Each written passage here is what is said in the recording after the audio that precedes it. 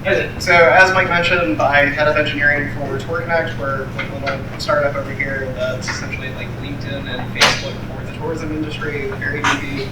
Not here to talk about that. This is about state management in React, or my first keynote. Actually, it's the first PSA. I appreciate that.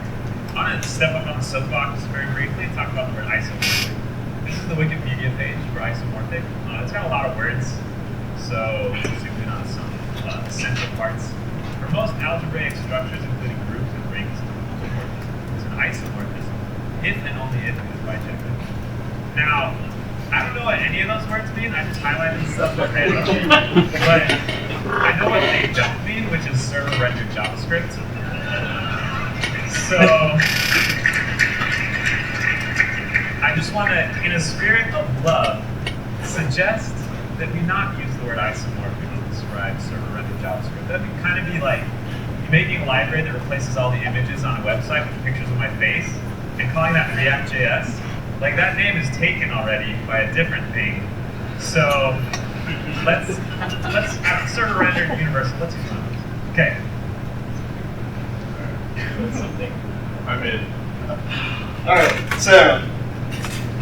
Real quick, there's a concept that I really like called thumbs, that is essentially thumbs up if you understand what I'm saying. So everyone understands what thumbs is, right? Okay, good. Pass. All right, so real quick, we're going to get to a crash course in functional programming in ES6. You may have seen some of these concepts on the React Native talk, and I'm going to use them a little bit further. So for that reason, bear with me, and we'll go through it real quick. All right, first up is the arrow syntax, informally known as fat arrow, thanks to CoffeeScript. CoffeeScript is body shaming for arrow functions. So what you'll see here is that const double equal x, returning implicitly x times 2, is the same exact thing as saying function double x, returning x times 2 dot bind this. So it does lexical scoping of this. The one difference here is it is not a function declaration, so it will not get hoisted. It is treated as a normal variable assignment. So you do not get the name function. That's the little caveat there. Be careful when you want to return objects that x inline return of key x will throw an error, because the curly braces mean essentially that you're starting a function body, so you're losing the implicit return. So normally what you will do, I need to remember to, yeah. So normally what you'll do is just wrap those in parens and it'll be all right. So if it's fat arrow, paren, curly brace, then it still has the inline implicit return. Fat arrows are actually really nice because it lets us do some really cool stuff, like very easy currying if you want to. So you might see type signatures in functional programming languages that are like one param, arrow, another param, arrow, what you actually expect the function body to be. JavaScript now gives us this ability, so it's no longer having to do like function, returning a function, returning a function. You can do it really easily inline. For example, that's add. It takes one parameter x, which returns a function that takes a parameter y that then gives you the value of x plus y. You may be asking, why would I do that? Partial function application. It's awesome. All right, destructuring and spread. So that const curly x is the same as saying const x equals object.x. Really nice shorthand. Spread is essentially exactly that. It allows you to do variable assignment within an array to destructure and then say, give me the rest of these. It is also the same syntax as REST syntax, which is how you destructure the arguments array now in JavaScript, as opposed to the black magic that's array.prototype.slice on the array object to make it an array as opposed to an array-like object. And then you can actually use that in objects to create new objects. So that bottom example right there of const b is give me all of A or the rest of A, and add this key b. That's the same as object.assign with a new object and whatever stuff you want in there, whatever object you're prepared. Yeah, okay, so pretty fundamental higher order functions that we're going to go over real quick. Map does exactly that. It maps over an array in JavaScript. And Essentially, it lets you apply a function to it, returning a new array. That's the key here. It does not mutate the original array. It returns a new array, whatever function you've applied to each value. So hopefully that makes sense. It's just doubling every element in that array in a new array. Like that's the key for all of these, in a new array. And we'll get to why that helps us later. Filter, same deal. Apply function to each element, return a new array that passes that predicate test. So this is essentially, is it an odd number? Yes, then return an array of odd numbers. And then reduce. This is key to understanding Redux, and keep an eye on that function signature there for the callback, the accumulator value, returning a new accumulator. So reduce is a function that essentially goes through every element in an array, applies some function to it, and will accumulate that value over time. You'll often see it for things like summing, doing factorials, etc. You can also use it to create new arrays, objects, whatnot, by using the optional initial argument. So for example, if I wanted that to say 7 as opposed to 6, I could give the initial value to be 1. It'll now take 1 and start from there as the starting point for each thing. So really just reducing over it. But the key here is it takes a callback that has accumulator and the current value in the array and returns a new accumulator, which will then be used as the next accumulator. So. All right, and then immutability. This is also really key to both functional programming and Redux, as well as if you want high performance in React.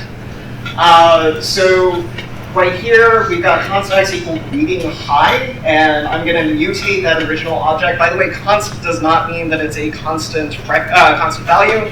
It's a constant reference, so you can mutate objects that also have const declaration because it's still the same reference in memory. So if I do x.reading, I've now mutated that object. Now x.reading is hello, and really I want to be creating a copy, so I do object.assign on it, or I do what I showed earlier, which was the spread of the object.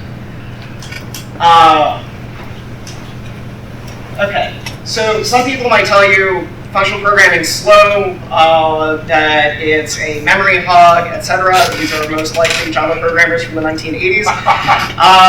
So for the most part, Moore's law holding true, the memory issue is no longer an issue. You may run into some issues with memory. If that is the case, there are plenty of things that you can use in JavaScript to help out. Object pools are a very old concept in programming. Use those. It'll help you get rid of the garbage collection thrashing that happens in JavaScript. The other is to use something called immutable.js or similar libraries. Essentially what they do is structural sharing of each object. So it really limits down on the GC thrashing, so the memory issue is a non-issue. As far as speed is concerned, maximize for developer time. We are far more costly as developers than most other resources in the business. For that reason, maximize for your time, maximize for readability, and maximize for debugging, etc. And it's far easier to go from like a map to an iterative loop if you really need it. But the likelihood that you'll ever touch a project in JavaScript that's facing the web where that's your bottleneck, like the functional programming syntax, is very small. So that's why there's a slot there. We're lazy, be lazy, functional programming is the way to be, and for the most people, the reason why they don't want to do it is it's hard, which is true. However, it's very simple, and if you don't know what that concept is, watch Simple Made Easy by Rich Hickey. He's the creator of Clojure. Should be required doing for every software developer out there. Oh, yeah. So actually, going back to the previous slide, I mean, typically other languages provide a way that okay, I wanted to do a copy but modify some values. So it's like object.sh is the way you're telling, right? Yeah, so there are two ways to do this in JavaScript that are kind of easy for the developer. They're both ES6 and ES7. Options, object.assign is the ES6 option. I highly recommend using a polyfill or using a build tool like Babel to make sure that you can write new JavaScript. JavaScript's becoming a great language. Like, definitely use Babel. So object.assign, essentially what it says is take whatever object is here, like give me an object that I want to assign something into, So I'm just using object literal syntax to create a new object. It's really easy. This could be an object that has stuff in it, but you're going to mutate that original object. So I'm saying I'm going to create a new object. So here's an object literal. I've got this greeting hello that I want to put into it, and I want to overwrite whatever the greeting is in X without modifying X. So empty object takes X first, copies it into it, then takes this, copies it into it, and you can continue doing that on. Function programming operations. So, like typically in other languages, like maybe Java, so they added a function called at the end say collect, because I can have multiple map operations and then filter operations, rather than they all become one kind of a lambda and then get applied throughout all of that. So the same concept is there in the JavaScript. So if I were to do something, the other concern that people have with functional programming is that in JavaScript, in languages like Clojure, etc., anytime you do like .map, .filter, it's going to create an interim array, essentially, or an interim data structure. Use transducers. They're available to you in JavaScript. There's a functional programming library called Lambda that gives you transducers. Essentially, what they do is it's essentially composing all of those functions to only do one operation, so it's always a one-to-one return on it. So if you are really worried about building up like interim data structures that are going to contribute to GC thrashing, then definitely use transducers. It's a great performance optimization, and they are available to you in JavaScript. Not natively. So kind of going back to maximizing for developer time, I would much rather read the top line of code than that for loop over there. It actually hurt me to write that for loop. I haven't written one in a while. And kind of part of the reason is, again, it's really easy to see what that does. Sum array, map, triple everything, filter out whatever the even numbers are. Awesome. This, it's, okay, I've got some outside scope array, go through it, triple it. If x modulo 2, then push x into it. Part of this issue is this right here. Some new developer joins your team. 28 lines down, 30 lines down. If you're writing functional code, you should only have small functions, so it shouldn't be 30 lines down. But 30 lines down, they say a equal placeholder. Like, here's a temporary value, because I don't know what this does yet, and to fix this. If you haven't seen this in the wild, or you haven't done this before, you're lying, or you're in a very great place. And then some other programmer says if a.length, because they're only checking length against an array in JavaScript because they're expecting an array, since it's not a typed language, we don't have any guarantee there, they say a.map do something. Well, map is undefined, so you're disrupting cat gifs. Tech space has just gone down, all your customers are freaking out, and this is now your dev team.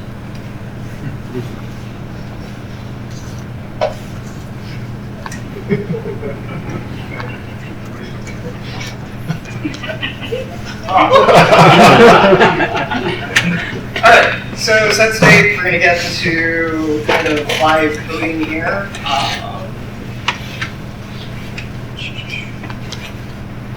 When I say kind of live coding, I mean actual live coding.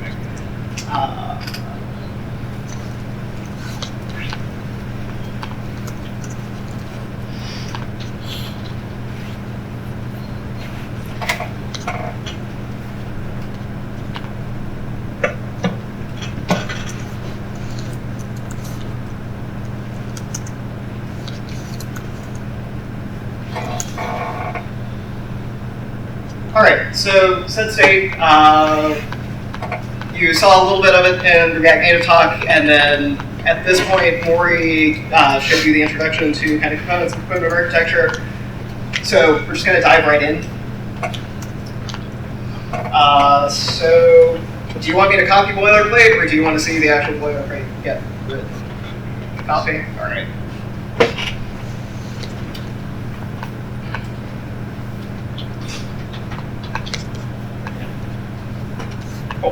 Boilerplate. Great. So I've got app.js here.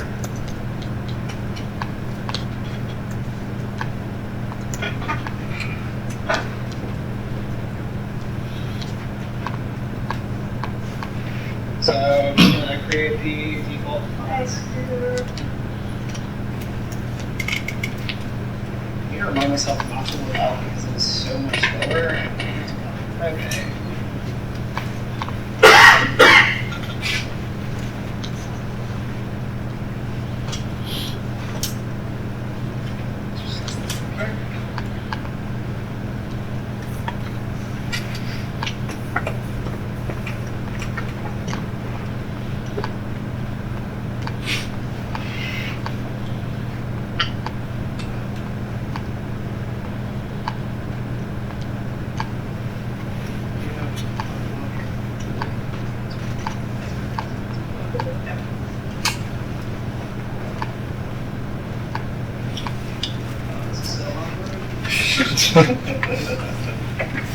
Right? I know. Something you said, yeah, that's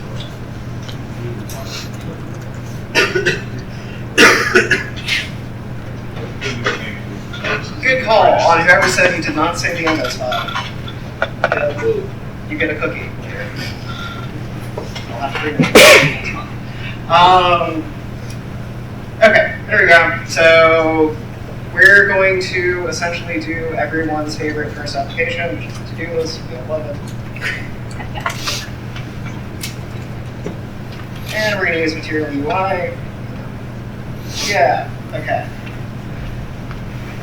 By the way, for those of you who don't know, the Call team created Material UI, so if you're using it,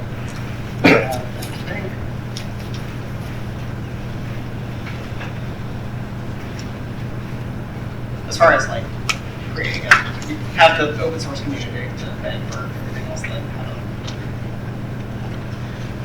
and call. Sorry.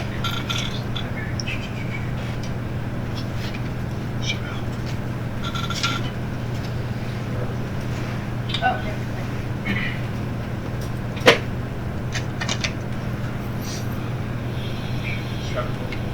Yeah.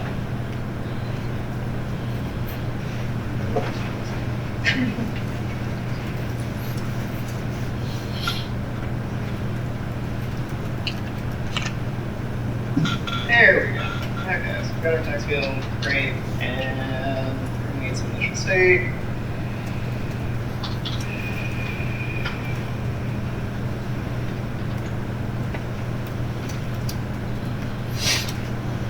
So in ES6 syntax, this dot state, initializing it this way is the same way of doing get initial state in the ES5 create class syntax. I'm not a huge proponent of using class syntax in JavaScript itself, but it does make code nice and concise in React. So let's see, state. Let's do text. And we're going to need some to-dos at some point. So let's just go right there. And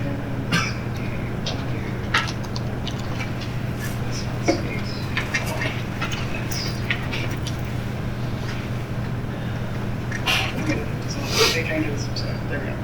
Okay, great. So we've got value this.state.text. We're loading state into it. This is how you would normally load state into a component. We're going to go ahead and create the whole to-do list. So I'm going to start talking about why you don't want state everywhere and why it's not a feasible option to actually manage your entire application. React is really the view layer. There are better libraries and essentially methods to actually manage state in React. So let's see. I think it's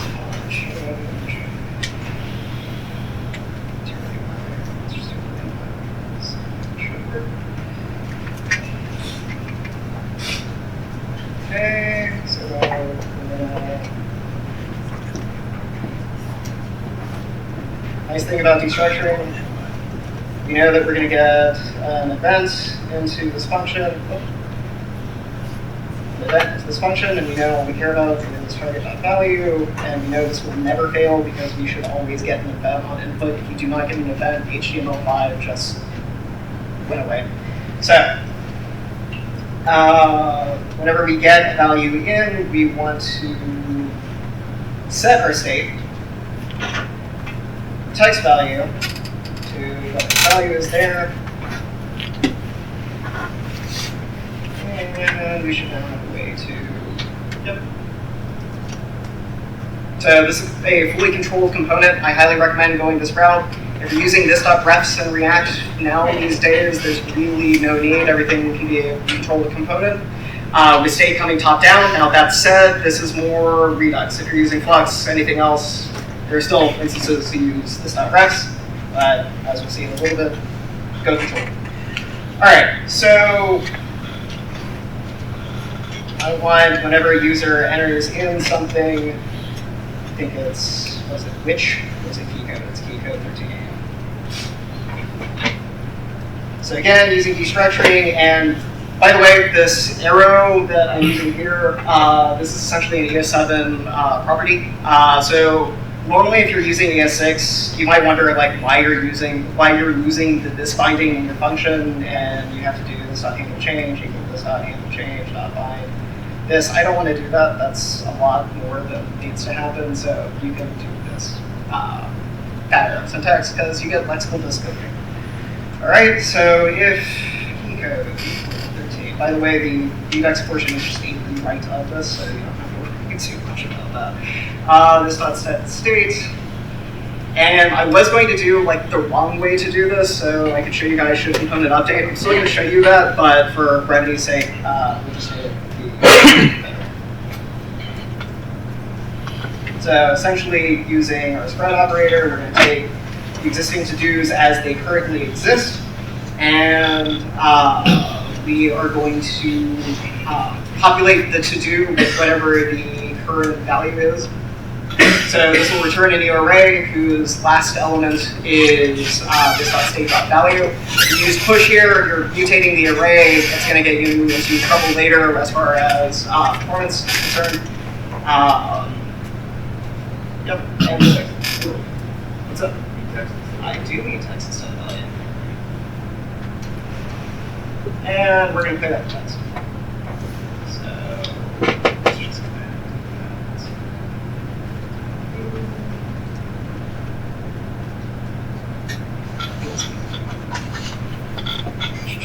and let's make sure that we actually have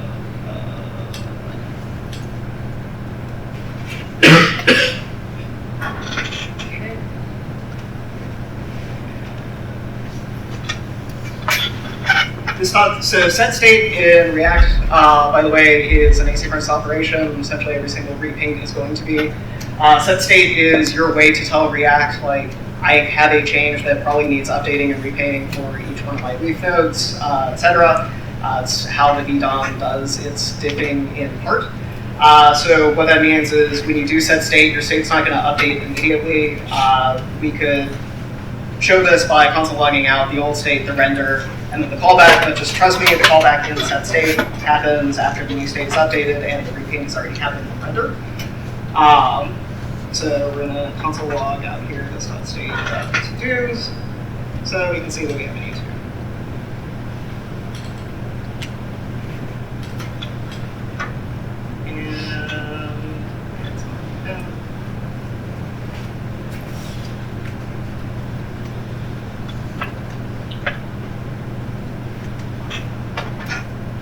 Yeah. So we see what we need to do here. Hello, we're good. So we know that this function works.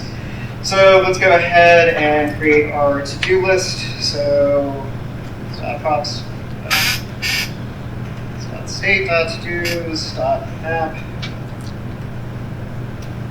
for each to-do. Turn this item.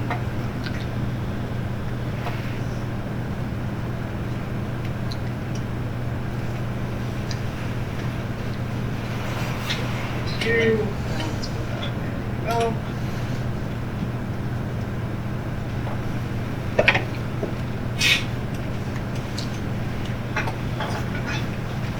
There you go. So nice thing about hot module reloading as well, it separates states, so you can actually maintain your same state from department. So another to-do. Great. All right. Awesome. So already you can't really see it now, but let's go ahead and I'm going to copy over a little bit more boilerplate here so we can get on to the next thing. Set state is boring.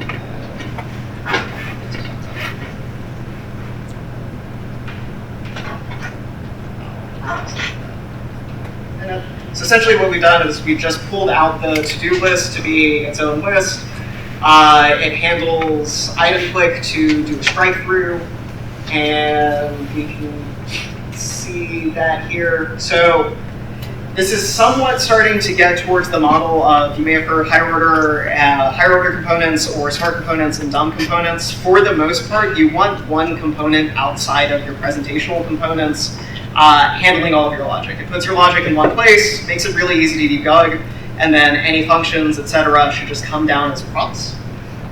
So here we're still doing the same thing for the most part. Nothing's really changed. We're just keeping our state up here, passing it down as props.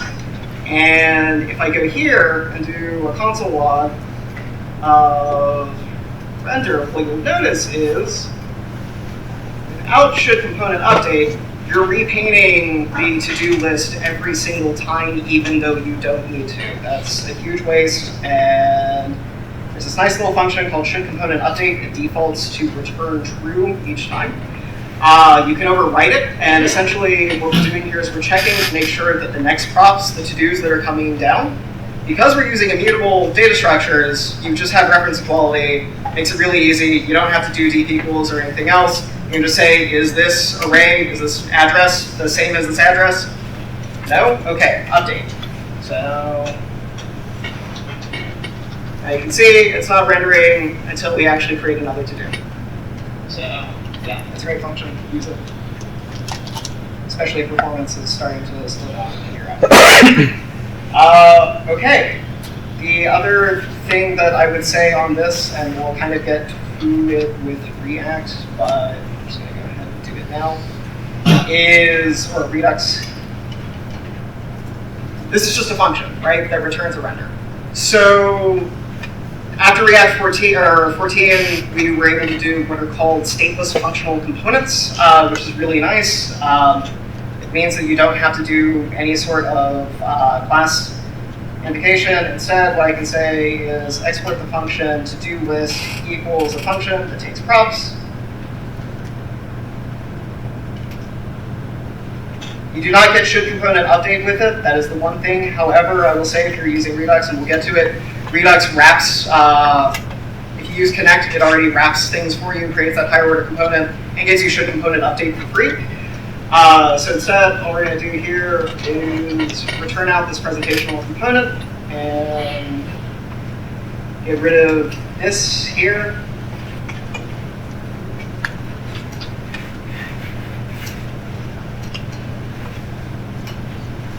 And this will work the same.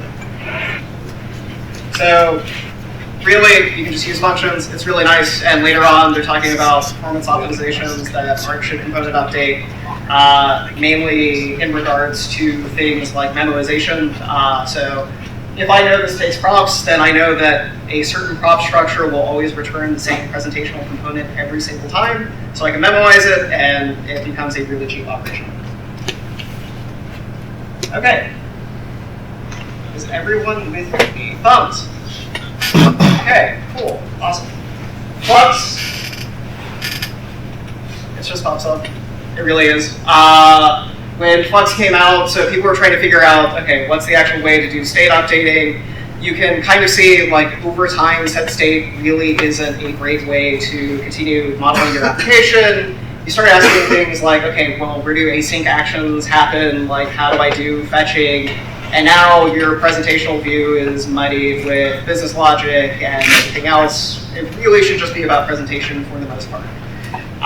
So Flux came along, everyone said it was revolutionary. It was a great idea. It's pops up. I think it was more of like a rediscovery of just best practices of JavaScript. I think for a long time with JavaScript fatigue, we kind of went the route of, well, it's this way, two-way data binding, etc.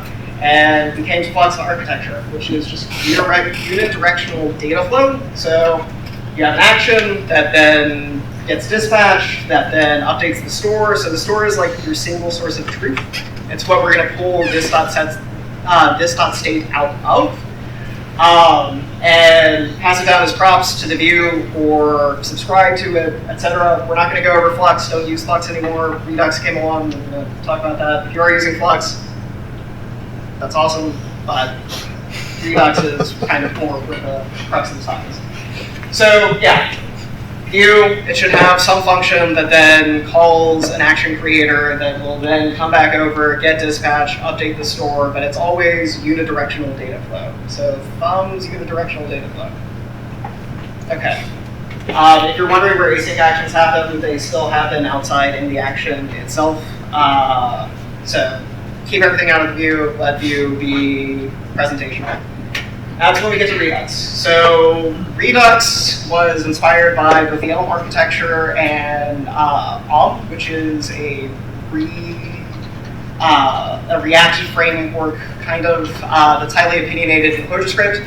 But essentially what the idea was is pulling state completely out of the presentational components, having it be a single state atom, so one giant tree that's the single source of truth, and let your UI update based off of that. So again, just passing props down into presentational components and letting React handle the magic of the debug. It's really funny, Redux was actually not the main innovation that Dan Abramov was trying to show off. He was trying to show off hot module replacement, and he created hot module replacement because he realized if I pull the state out of React, then we can have hot module replacement much cheaper and can actually get it. And so his React Europe talk came out, he showed off hot module replacement, it's like, yeah, here's this thing called Redux. And then all of a sudden, everyone realized kind of what was going on. Marty, which was the Flux implementation we were using in production, actually shut down. They sent out a text that said, we're not doing it right, go do Redux. That's the way to do it. I actually texted Hi, who's my colleague, at 10:30 at night saying, our Flux implementation is not going to be supported anymore, and we need to rewrite a lot of our logic. I'm glad we did. So again, you are a function of state. That's really the way to look at it. And that's the last thing. So now we're going to go to Redux. Same deal. I'm going to just copy over some other thing real quick.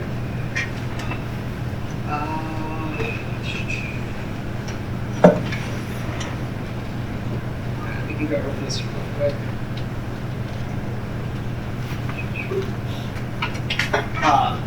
Don't worry about anything that's above store equal config store right now.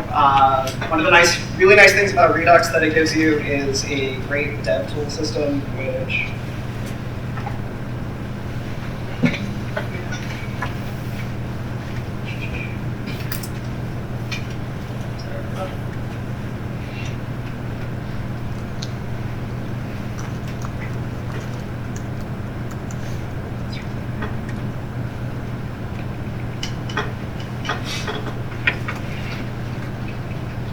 reducers, etc., etc. Okay, you're going to get to watch me live code without anything happening on the screen for a little bit. It's going to be kind of annoying. Sorry. Okay, so Redux, let's go back over to our app real quick here. So again, Redux, the idea, giant state tree, pass it down. So we can get rid of the constructor here. We're no longer going to use this .state. There was a discussion in the community on whether or not local component state should even exist anymore. Some people said yes for small things, other people said no. I'm strongly in the camp of no. One of the nice things about having all of your state, including things like is the dialog open, etc., is that your state is serializable in React or in Redux, which means that I can keep track of the past 5 things that have happened. If my customer support says, hey, there was this bug, they can actually just send that entire serialization over to me, and I can just look at exactly what the data was, plug it into my application, and immediately know, here's where the bug's happening, here were the 4 things that led up to it, what's up with the state. And what takes that from being slow, again, is should component update and immediately. Okay, so this is where everything falls apart.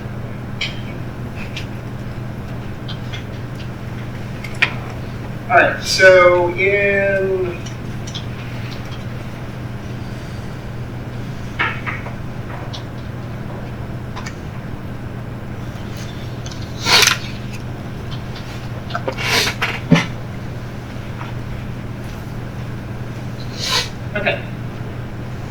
So in our presentational component, what we're going to want to do is kind of pull out these higher order functions, the state, etc., and get hooked up to what Redux is. kind of go over Redux itself in a minute. But there are some helper functions that React Redux gives you to essentially connect your application to some sort of Redux provider. Right? So right here, we see that we've got a couple of functions called handle input, handle enter, and handle item click. So let's just go ahead and copy those over, because these are now going to be actions that get dispatched, and someone else is going to handle the logic for it.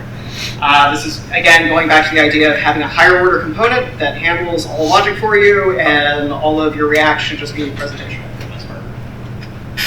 And we see that handle input takes some input and then does something with said input, so we're going to do exactly that.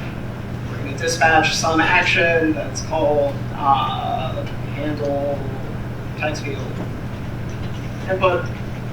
And we're going to give the input. Now, instead of handle input here, I'm still going to take this portion. And it's going to be a function that still takes the event and calls this props input with value. There's some argument on whether or not you should use fat arrow functions within the JSX itself, because it's going to create it every time. I have yet to find an issue with it, and so let's, I don't know, if it's a performance issue, then put it on there. Okay, same deal with handle item click. So this function you didn't get to see made, but essentially when I click something, it just does a shrink through. So I want to update some to-dos. So it's going to take whatever the index of the to-do is, and I just need to dispatch that information. So it's going to be handle with the index. So now, again, like imagine state being outside of this. I need some way to tell state, like, hey, someone clicked. And here's the index for what it was. And then same deal with handle enter. We're still going to have a handle enter function here that checks what the key code is, because that's still presentational logic. But instead of calling this .set state here, that's going to be this .props .create to do.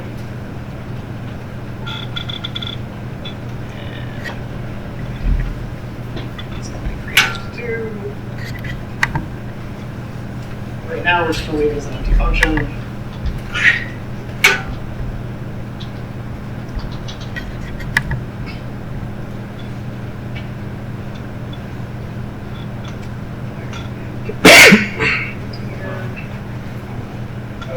Oh, yeah. Good one.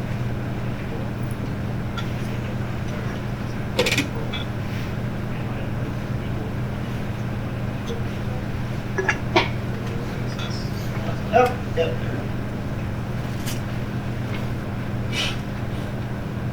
And object.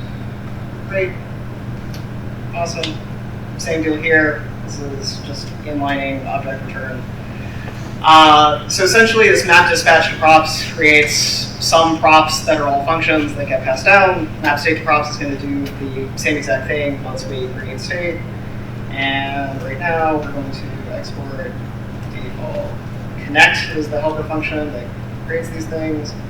Map state to props, map dispatch to props, and it's that connect, map state, map dispatch that creates the higher order component around app. And right now, we're just going to return state. Okay. Yeah, so the other terminology for higher order components is smart components, dumb components. So dumb components should be all these things right here. Like we've got app here, really this is like a higher level to do, but your program's going to be composed of like multiple of these things that are like small apps within the larger app itself. This is all presentational logic, right? Well, this is going to be the stuff that's not value, but the point is, this is all what's displayed to the user and should only handle things that are like user input. And then there should be something above it that handles things like dispatching, passing values down, etc. The way we do this in React is essentially wrapping a logic container, the smart component, essentially the brain. Exactly. Exactly. So what that may look like here, I'll just like sketch this out real quick. In a larger app, like in our app in production, you actually have this very commonly, which is, are there children that are getting passed down? Yes, then go ahead and render the children element with whatever props we're going to pass down. And there's going to be like 10 functions here that may be outside that map dispatch to props. So if you need other logic besides dispatching, you have some more logic in here that's actually like real logic. And now I can just look here, debug it, and know exactly what logic, state, etc. is coming down into every one of my presentational components. You'll notice here, there's no presentation. It's take whatever children are getting passed through. Those are the presentational components. They should have no state. They should be stateless. They should only have props, and pass them down and render them. Thumbs on that idea. I'm speaking really fast as well. So if anyone has questions outside of this, like, feel free to ask me or email me. Okay, so got this. Our to-do list, well, we already turned it into, this is a dumb component. This is like actually as dumb as it gets. It has no state, it only renders presentational components, and it does so based off of values that have been passed down into it. So there's really nothing there. Even the logic here is style logic, right? So it's just style that's coming down into it. This is all just rendering presentational logic. So this is dumb component, whereas this component right here is more of a higher level component because we're passing down these functions that actually dispatch things, and we're mapping state. Okay, so let's right back. Just close this for it. So since there's actually going to be nothing rendered for a little bit until we fix all these bugs. So one thing about like having the full thing, copying it over, and then copying it back in is I forget what brings. Okay, so now we actually get to go into the heart of Redux itself. So we've got this idea called reducers. You're going to have something that's going to handle your actions. You're going to have something that handles constants. And you're going to have an actual reducer itself. And we'll get to all of these in a minute. So we have these actions here, right? This handle text field input, create new to do, handle to do click. We need to actually like define them and have them do something somewhere. So this is where actions comes in. So we know we need these functions. So let's just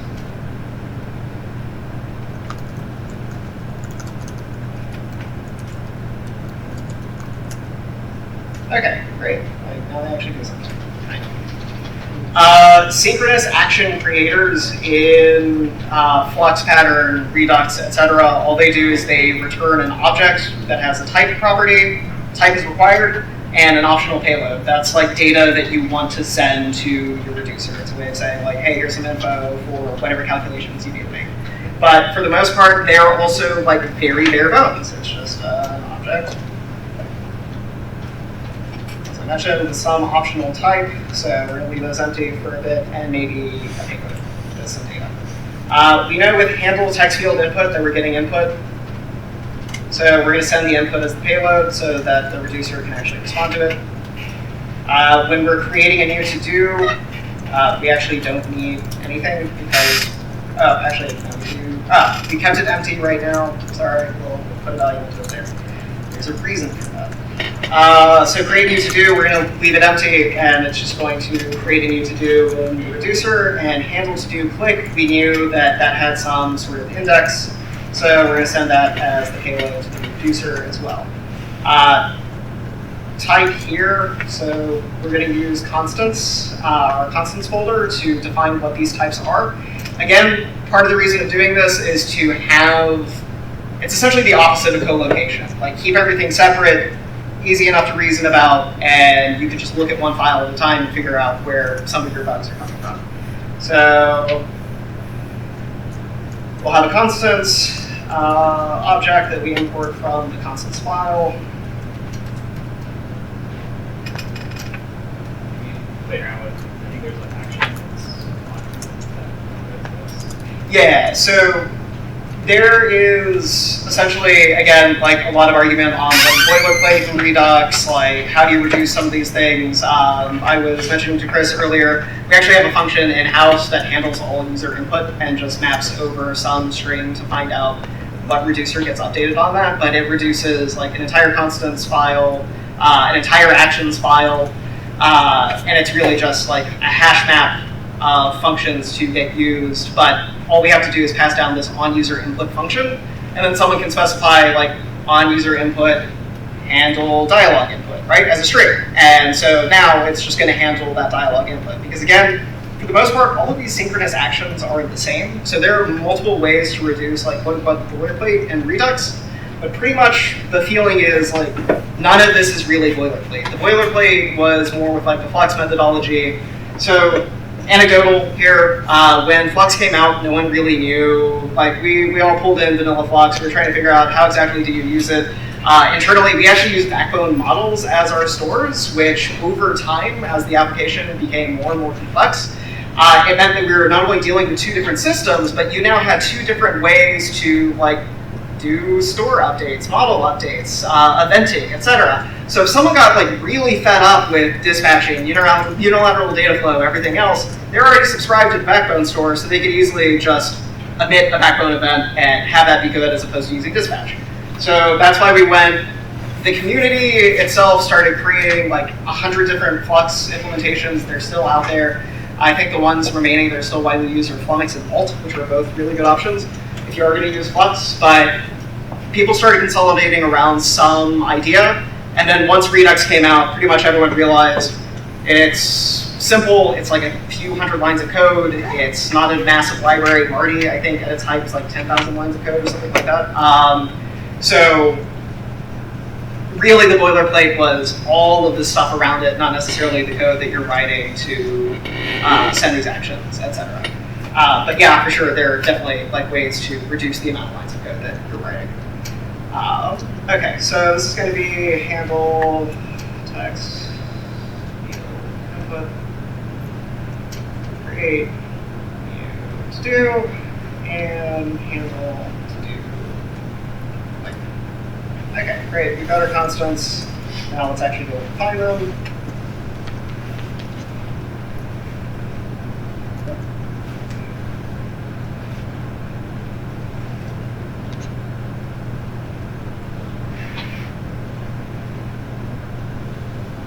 By the way, if anyone has ever used a Kinesis keyboard, it sucks going back over to your laptop because everything is different. All right. Actually, a question is sort of like just the export default, like an object code. Yep. Are you against using object that we're using on that object, or like think like it's really constant, modify it? Or Oh no, not at all. So there's like some performance issues apparently. yeah, so there are, to an extent, again, there's not going to really be performance issues that you're going to notice unless, I mean, really, I would be shocked. But here's the deal: is that if you truly follow best practices within it, I think that's the big thing. Like your developers, etc., have to really follow best practices in all of this because it's not going to hold your hand. It's not opinionated. It's not going to protect you. And really, that's like the reality of JavaScript and us as JavaScript developers. Is you should be able to develop like a very strong mental debugger over time. Like I credit JavaScript with that for sure because I don't have an IDE that's telling me when I'm making an error. I don't have a compiler that's, well, kind of Babel, somewhat counts, but not really, telling me when I have error. I don't have static type checking, and if I use immutable data structures, then to like make sure that objects themselves are frozen and can't be changed. That's really beneficial, I think, just from a true sanity check, like a final sanity check. But for the most part, you're already having to buy in so much to best practices to use a lot of these systems that I think as long as you have that understanding that you're fine without using it. Where I would argue using something else to make sure that you have truly immutable state is actually using immutable JS as opposed to ES6, ES7 to create immutable objects, because it then does create that contract for you. You'll kind of see that with the state we create. I'm not going to use immutable JS, but there are definitely other areas where I would say, for sure, use it there, and that's really where you're going to want to make sure that immutability is not an issue. At face value, immutable JS and properties sound like they do the same thing. So like, what's the benefit of one or the other? Yeah, for sure. So kind of going down this path real quick. So immutable JS, all of the data structures, again, have what's called structural sharing. So like maps, lists, etc. In immutable JS are actually what are called data structures called trees, which are not actual trees, they're TRIP. But essentially what it allows you to do is it maps every single change over time. So if I like have an immutable map, right, which is just an object, and I make a change to that immutable map, it's still going to use that same object and keep a reference to its old object structure, and then just create another lookup underneath it that's like this other change. So where that really protects me is, as I was mentioning, garbage collection crashing. So the GC in JavaScript is garbage. It's getting a lot better, but the reality of being a single-threaded language is that it's halt the world. So what that means is once it's decided that, yeah, you have enough references that have been deref, time to garbage collect, you'll see a huge hit in performance, especially as your app gets larger, because of the fact that your GC is running and it's going to block everything. So that's a benefit that you get with immutable that you wouldn't with object.freeze, because you're still creating a new object every single time with object.freeze, unless you're doing something like object pooling.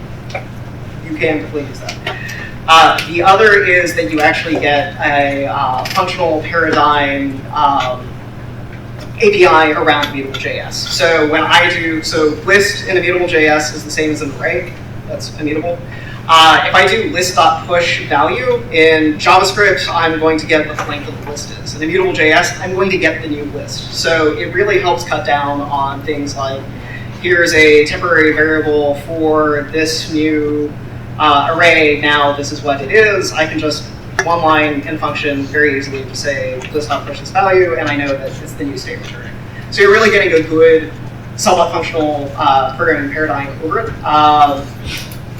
That's actually what I would say immutable's weakness is that it follows the JavaScript object model, so everything is chained, as opposed to having a functional wrapper around it. So I have to do something.map as opposed to map something and have it handle whatever data structure. If you go to immutable JS, you're buying 100% into immutable JS. There are a couple of helper functions like 2JS to change it, but if you do it at the state level, then what's happening is you're creating a brand new object, so you lose all benefits of should component update. Essentially every single perf benefit that you would have is gone out the window if you do it at the top level state. So, do you use Flow with Redux? Okay, good question. So no, I am definitely thinking about bringing it into the application. There was kind of question internally on TypeScript or Flow. The reason why not for Flow right now is that the immutable community, like immutable JS, we use heavily, and Flow type is still not 100% with immutable just yet.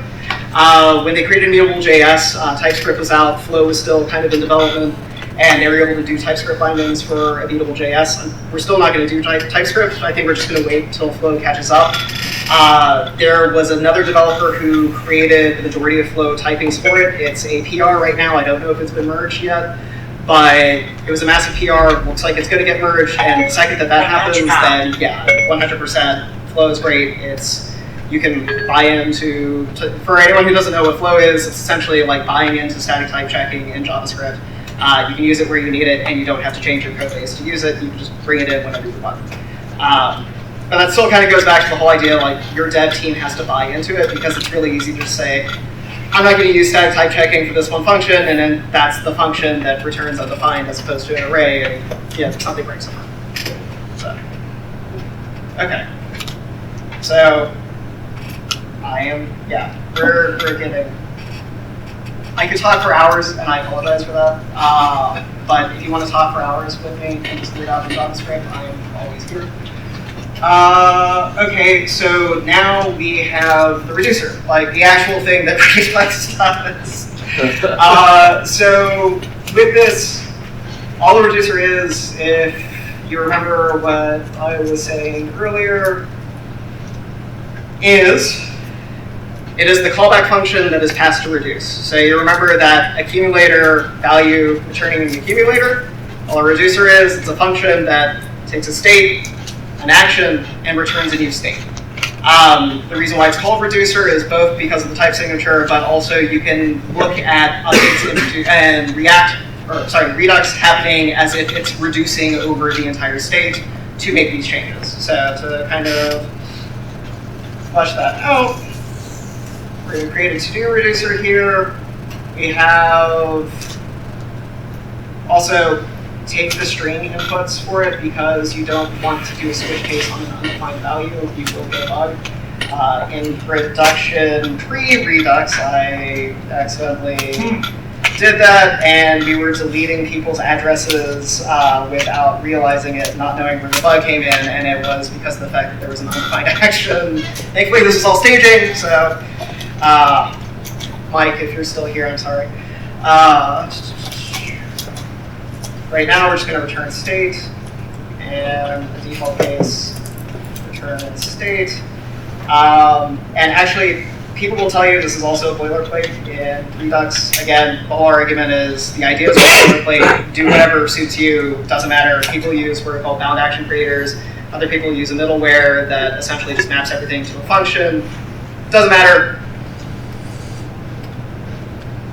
And so again, the action is this object that's getting returned, which is of type and payload. I'm going to do kind of just a little nicety here, which is destructure that to be type and payload. So I can switch on type and respond to some state update with just the payload. Okay, and then the other last piece of this is creating an initial state. And we knew that we had, I think it was called text, right? And to-dos, which is an array. Nice. Another nice thing, again, JavaScript's becoming a really great language, is default. If there is not a state value currently existing, use the initial state. That's all that means. It's awesome, and you can look at that as like your initial value in a reduce function. So again, takes an accumulator, which in this case is the state. Takes an action, that's a little bit of a different thing, and then returns a new state. Redux has to be 100% immutable. You will not get updates if it is not immutable because of the fact that it's still doing internal diffing and doing so by shallow reference equality. So if you just mutate something and still return the same state, Redux has no way of knowing that you've actually changed the state. When you use Redux, it has to be immutable. Normally I would use Mutable.js in production, but definitely easy enough to do in JavaScript as well. Okay, so handle text field input. We know that we want to return some state that updates this text field with whatever values in the payload, right? So if we go back over here, we've got the payload, we've got the input, so we know whatever the payload is, that's what we want to update. So we're going to use our friend in JavaScript, the spread operator, to create a new object that copies the state and then overwrites the text field with whatever the payload is. Immutable. It's beautiful. All right, create new to-do. Same deal. So what we want to do is create a new to-do in to-dos. So I'm going to take whatever the old state is. This also makes a lot more sense if you have a much larger state than this for the immutability. But this is the form that you're going to see the most. I'm going to take the state and I want to create a new to-dos that takes whatever the existing state.todos are. Again, all this is doing is copying the values into it and creating a new to-do based off of whatever is in state.text. And I think we cleared it out in there, so really we don't even need to do that. We can just say text is cleared out. Done. Easy. state update. Handle to-do click. So this was the strike through. I'm going to leave this for the time being. Let's just see if this loads now. Connect is not defined. Awesome. All right. It's also going to throw another error about something else not being defined. That's fine. Import connect from Felix. Expected to reduce your function. I'm sure you did. Okay, so we're going to get into copy paste mode real quick. And I'll go over some of these functions and it'll make more sense. Thumbs on like a general-ish understanding of what's going on here. Yeah, decent enough job explaining it so I can copy through. Okay. And then we can get actually into the meat of it, and I can show you why immutability and everything else makes this that much better, because it really does. How many of you use immutable state in your application? Immutable state period. Okay, cool. So for those of you who don't and are using some version of Flux or whatever, how much of it is a pain to do things like optimistic server updating? So optimistic updating against the server. So let's say I want to make sure that something is an immediate reaction. So in that create to-dos, for example, the second that the user hits enter, they shouldn't have to wait for the server to come back with a new to-do. We are going to expect that the server is fault tolerant, it's not going to fail, and that we're probably going to, like, that write's going to be successful, right? Do you find the logic that you have to create an immutable state to be kind of a pain? Like, by a pain, I mean, is it more than one line of code? Because if it's not, that's where you're missing out with immutable state. Because with Redux, what we're able to do is save a copy of the old state, wait for an error to throw. If that error throws, all we do is we respond to that fail state by reloading the old state. That's it. And you can use that to then do snack bars, etc. Makes it really, really nice. I'll kind of do that here in a second.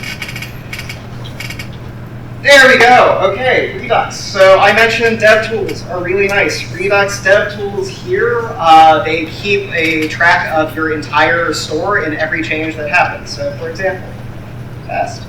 You can see I have update text input 4 times because I input text into it. And I've got the payload for the last one, I've got the payload test. My state is value test. I have no to-dos yet, that's correct. So let's go ahead and enter. Okay, awesome. I now have a to-do, and it's here, and I know that creates a new to-do happen. So you get time travel with immutables, what I was saying, kind of with the error handling, and what that means is exactly this. I want to go back to in time when create new to-do did not happen, and create new to-do starting did not happen. So this is going back to the error handling. There you go. You went back in time. That's now what your state was prior to it. You had test in the input field. So again, by keeping everything in this, it makes it really easy to debug. It makes it really easy to know like where your errors are happening, because you have 2 things that are controlling the entirety of your business logic: actions that send data and reducers that update against it. So I've got a server here that's up that should be persisting. Please be persisting. Yeah, okay, connection now open. My connection stream is localhost, please don't abuse it.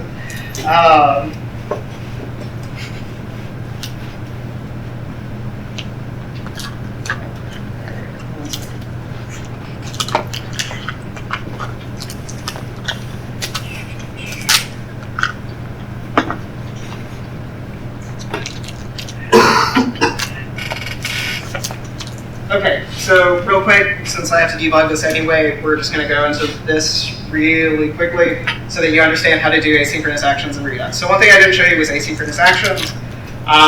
In Redux, you still want all of these functions to essentially be pure, which means no side effects, nothing else.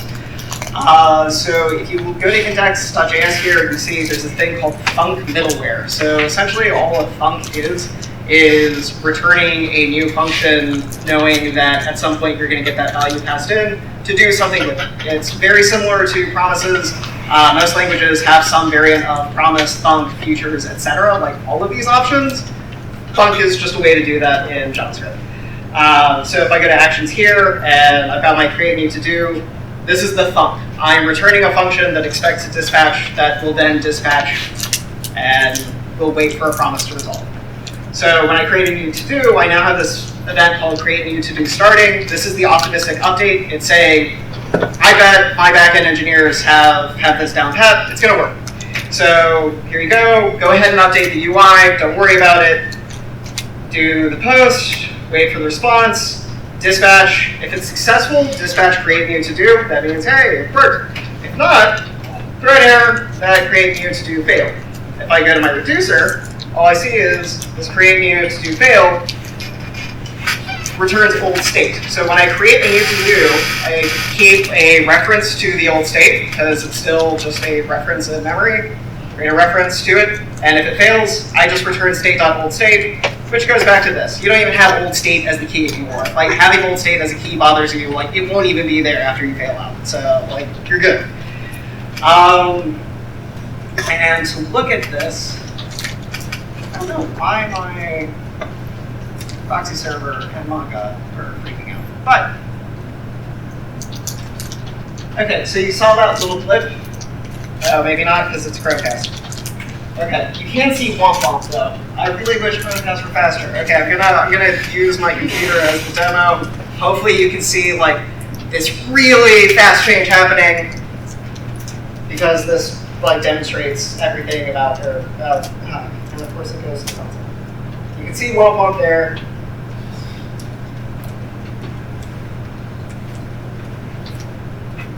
Of course. Okay, can people like kind of see? All right, are you ready? It's gonna be quick. After I refresh. Okay. See that little blip that happened? That was the optimistic update responding to the error saying womp womp. Normally that would be a snack bar. I'd say saving this failed, like redo. And again, I can just recycle like this immutable state and keep going back and forth between it until it actually finally happens.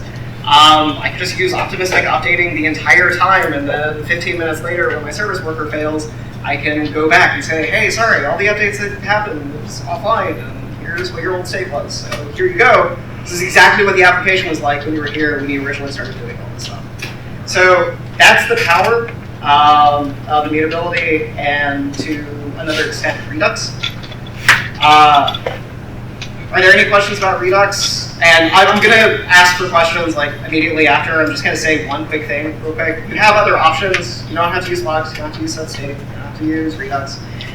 There's Relay, which is really nice, but it only does server-side and local caching, and it doesn't do HTTP caching, but it does local caching.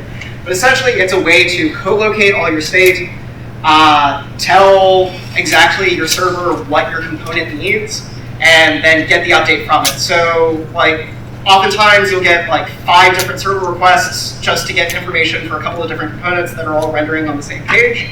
Relay handles all that for you. It makes one round trip to the server. It says, this component needs this component needs this component needs this component needs this. Make one round trip. That's where you find it. Come back with it. It's really nice. RxJS are streams. Honestly, I'd say use Cycle if you want to go like full RxJS because it's built around it. But again, it's another co-located state option. And honestly, go to ClojureScript, try out on.next. It shamelessly took these ideas. David Nolan has said so. As far as like Relay is concerned, you get local caching, you get the nice server benefits, you get full syntax, you get essentially it takes care of all of this for you. So one of Relay's problems right now is it doesn't handle local state. And it mutates everything. So you can't really use Redux well with it. There are people who have done it. I haven't personally, but you get that for free with ClojureScript and on.next. So there are always options, best tool for the job. Yeah, questions? Thumbs. Okay. All right. Not a single question. It was like a long-winded question. Okay, in the same way that you go ahead and use the ability to rollback state, could you not use it then, for instance, to do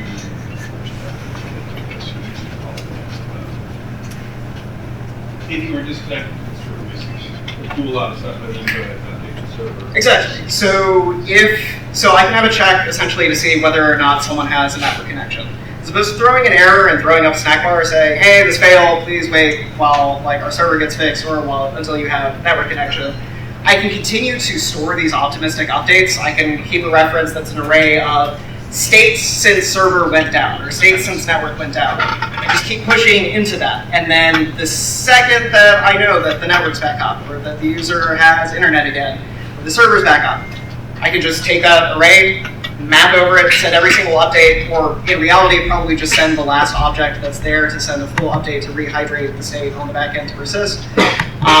This is kind of where service workers also come in. Like, you have many options to do all of this, but by keeping it immutable, it's very easy to continue to track updates over time, go back in time to any update that's necessary, or give a full history of what the user's experience was up until a certain point. So.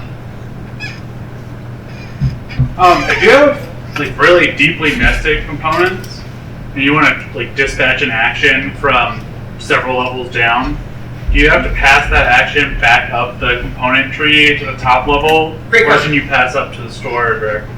Yeah, so great question. There are two ways to go about this. One is to use the context object in React. Again, I will say the same thing that they have been saying for the longest period of time. It is undocumented. The API is probably not going to change, but just in case, like, you may wake up one day and everything's broken because you're using the context option. The other option, and actually I can kind of drill down into this, is to use connect liberally. So connect really, it's a good function to use. Connect is the thing that gives you should component update for free. You see here, I've got app and I'm connecting, and the only thing that app itself cares about is the value that's in the text field, because it doesn't render the to-do list, right?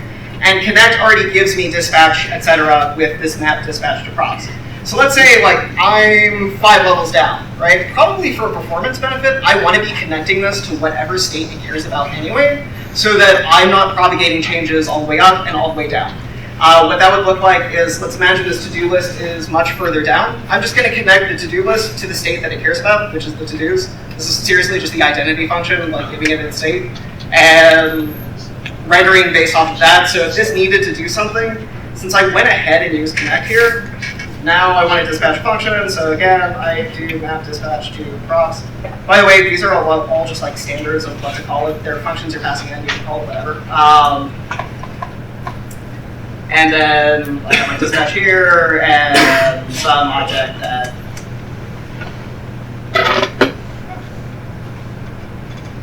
do something. Dispatch, do something. So, yeah, I mean, that's really the way to go about it. Passing down props for a very long period of time is very annoying, and I can definitely understand why you would use the context object. But if you're really going that far down, at some point you probably should have thrown another connect in anyway, just to get the performance benefit from should component update. So as I mentioned, like should component update is happening in this connect. So I can throw out a console log here. And again, this is just like the function, right? This isn't the class that has should component update on it. This is just a function. I'm going to say repaint. And realistically, app state to props is not defined. Awesome. Realistically, I'm going to have to change things. It's going to breaks everything. Because that is the button. Okay. Let's try this again. Repaint. Why not? And it's not repainting because of the fact that there's a should component update that's already baked into it. Because we're using immutable data structures, it's easy to do shallow reference, or just reference quality, and for that reason, Redux goes ahead and handles it for you, and now you have the repaints and also the long. You had a question, Chris, really quick. How do you handle state that exists somewhere else that you want to sync with? Oh yeah, for sure. Okay, so that's kind of the other thing. Since this is a class, I'm probably going to have a component will mount. Oh, this is why I wasn't getting the persistent information, because I forgot to put the component will mount here. Will mount, and I'm going to call this .props.getToDos or something, and get initial to-dos. Okay, so I'm calling this here. It's going to get dispatch. It's going to go to actions. It's going to call this getToDos function, which is going to fetch the to-dos. And component will mount is essentially where you can do things outside of routing, I believe, same deal with render, render should be pure. But component will mount, you can go ahead and do any state change that you want in it before the initial repaint, and it will recognize that state change. So I can sync my to-dos wherever they may be, my database, data script, etc. Do it there, and then have the to-dos be hydrated, so theoretically this will work, and test. Oh, that's close my monitor.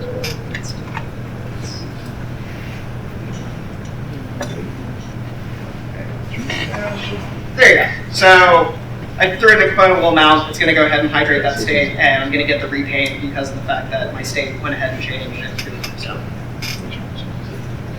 What's Magnet to do to say it? Oh, yeah. Okay, I wish I had a whiteboard. Whiteboards are awesome, but essentially, I'm not going to really do it justice, but and you can look at the source code. The source code is actually like really small for Redux and really easy to parse. But essentially, if I were a connect function, let's see, what does it take? It's actually a curried function. So this is like the partial function application you saw earlier with add. So it's a function that returns a function, and the last thing it's going to get is some component. And like here, it's going to be state and dispatch. That's that like map state props, map dispatch props. So actually, let's just call it state props and dispatch props. And essentially what it's going to do is it's actually going to build out a higher order component here. So we're going to call this higher order component.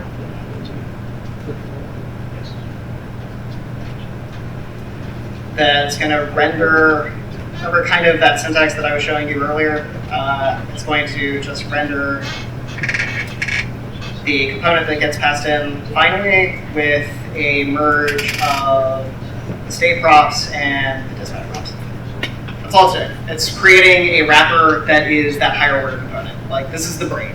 So what it's done is it said, here are the functions, here are the props, or here's the state, here are the functions, all stuff that should be handled outside of the presentational logic.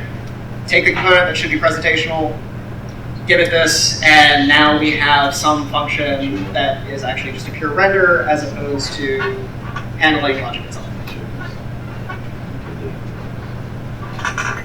Does that make sense? Okay. If you want to like stick around a little bit later, I'd be happy to like whiteboard it out with you and talk you through. Any other questions? Have you ever saved the state in the component and had to do that? Have I had to do like set state in a component? Yeah, after using not Redux? keeping Redux and you have to leave it in the leave state. Yeah, for sure. So when we originally did the rewrite over to Redux, like again, this has been like an internal conversation that's happening, still happening in the Redux community on, do I keep local component state in it or don't I? And for a while, we still had set state for things like dialogues, like should the dialogue be open? Because it's just like, it's that one-to-one that's right there. It's so easy to do. Just throw like dialogue open, like true, false, and the set state. Snack bar open, like all these UI things that you wouldn't normally think to put into the state itself.